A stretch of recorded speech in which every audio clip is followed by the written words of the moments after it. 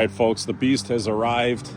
You can see on the backside, we've got the auxiliary hydraulic cooler. So when you're running this thing under a big load like you need for a forestry mulcher, you want to get your coolant as extreme as possible because you're running under extreme conditions.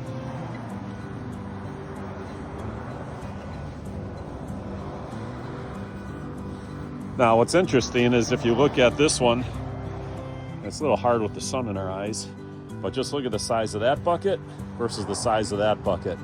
The size of that machine versus the size of that one. If you got a big grading job, you don't have to be doing forestry mulching to want to use a machine this size.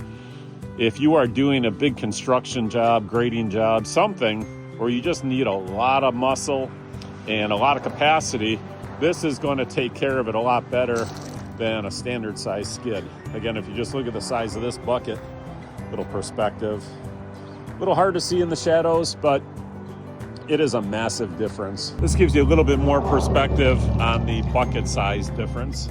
You can see that bucket just fits right in there. I mean, it's a standard size skid steer bucket, but this thing is just much, much larger.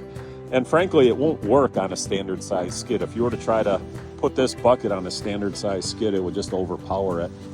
Now let's take a look at the difference in size in the machines. Now that I put them side by side, you can really see the difference. I mean, this monster is just a significantly bigger, heavier, more powerful machine all the way around. This is definitely not something you would want to jump into if you didn't have solid experience operating one of these things already.